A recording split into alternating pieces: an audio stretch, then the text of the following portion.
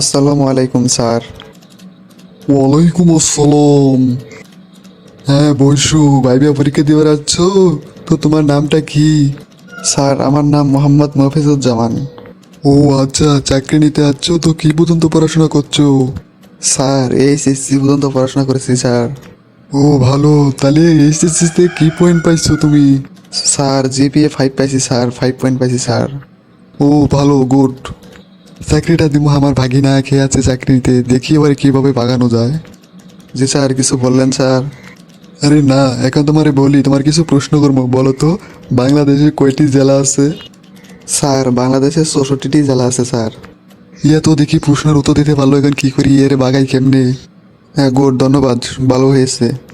তো এবার বলো তো বাংলাদেশে কতটি মানুষ আছে? স্যার বাংলাদেশে 16 কোটি মানুষ আছে। ইয়া মাগার, এ তো দেখি এটাও প্রশ্নের উত্তর দিয়ে বলছে। এখন কি এইভাবে ওরে ভাগাই?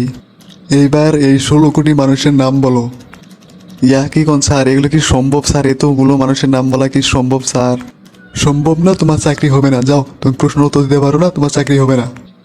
স্যার এটা একটা কথা বললেন, তা আগে বললেই তো হলো নি যে তোমাকে চাকরি দেবো না, তুমি চলে যাও, তাই তো গেলাম নি। তা না কয়ে খালি বুদ্ধি পাগল পাগল প্রশ্ন করেন আর বলেন যে যাও তোমার চাকরি হবে না, এখন বলেন। হ্যাঁ যাও এখান থেকে, তোমাকে বললাম না তোমার চাকরি হবে না, যাও এখান, যাও। প্রশ্নের উত্তর দিতে পারো না, চাকরি নিতে এসেছো, ইন্টারভিউ দিতে এসেছো, যাও। স্যার আমি আগের তো জানি আমাদের মতো গরিব মানুষের কোনো চাকরি নাই।